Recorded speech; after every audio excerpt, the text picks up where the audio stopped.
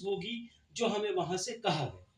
सबसे इंपॉर्टेंट चीज जो हम यहाँ पे डिस्कस करेंगे, हमें इस एग्जाम की जरूरत क्यों पड़ी, जिसको हम नेशनल असेसमेंट सर्वे बोलते थे, आज हम इसको बहक बोलते हैं। तो इसकी हमें नीड क्यों पड़ी। यहाँ पे एक चीज मैं बोलना चाहूंगा, एक इंटरनेशनल लेवल पे एक एग्जाम होता है जिसको हम बोलते हैं PISA, PISA, PISA, that's programme for international student assessment. ये एग्जाम जो होता है इसमें ऑलमोस्ट वर्ल्ड की सारी कंट्रीज जो है वो पार्टिसिपेट करती है। अगर आप देखोगे इंडिया भी इसमें पार्टिसिपेट करता है इस एग्जाम में। तो अगर हम देखेंगे यहाँ पे 73 कंट्रीज ने पार्टिसिपेट किया था 2009 में। और यहाँ से जिस बच्चे को भेजा गया था, आप बिलीव नहीं करोगे, उसको पूरे इंडिया से चूज करके भेजा गया था। यानी कि उसने सारे एग्जाम्स पहले यहाँ पे क्वालिफाई किए थे पूरे इंडिया में, फिर उसको भेजा गया पिसा एग्जाम के लिए।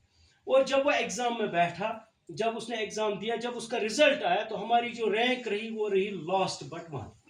यानी कि आउट ऑफ 73 कंट्रीज अगर हम बात करेंगे तो हमारी 72 की रैंक, यानी कि हम लास्ट बट वन थे। फिर गवर्नमेंट ऑफ इंडिया जो है, जो इसके साथ जो एजुकेशनिस्ट है, फिलोसफर्स, उनने इस पे सोचना स्टार्ट किया कि हम कहाँ पे लैग बिहाइंड कर रहे हैं, प्रॉब्लम कहाँ पे है, रीजन क्या है, क्यों हम इसके पीछे। तो उन्होंने डिसाइड किया हम अप टू 2021 तक बिल्कुल इस एग्जाम में पार्टिसिपेट नहीं करेंगे, पहले हम अपने एजुकेशन सिस्टम को सही करेंगे। अब सही कहाँ पे करना था। अब आप देखो कि हमारे पास एक पॉलिसी आई जिसको हम बोलते हैं NEP 2020। यहाँ पे क्या चेंज किया गया, जो हमारे पास जो pattern of teaching learning process थी वो थी कंटेंट बेस्ड।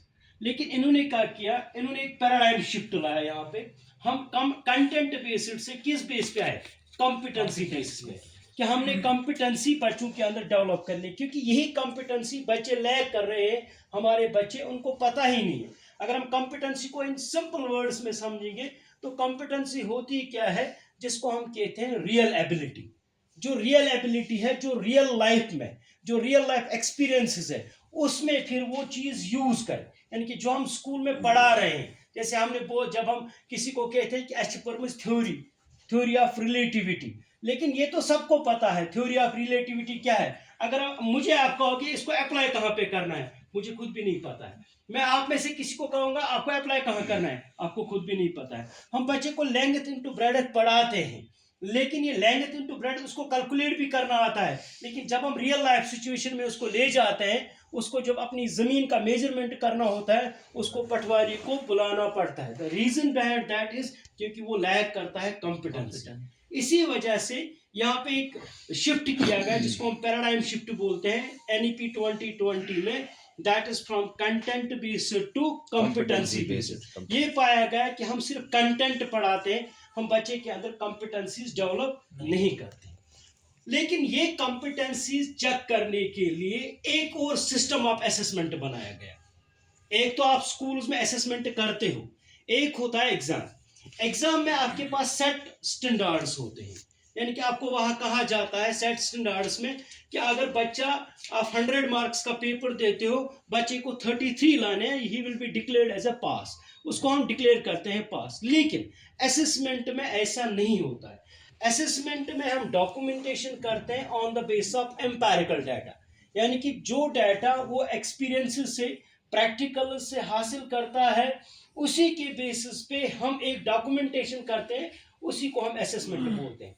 असेसमेंट में चेक क्या होता है, उसमें स्किल्स भी चेक होती है, उसमें नॉलेज भी चेक होता है, उसमें उसका एटीट्यूड भी चेक होता है, उसमें उसका बिलीव भी चेक होता है। लेकिन सबसे खूबसूरती, सबसे जो बड़ी ब्यूटी है असेसमेंट की, वो ये है, इससे हम अपने एजुकेशन सिस्टम को रिफॉर्म करते हैं।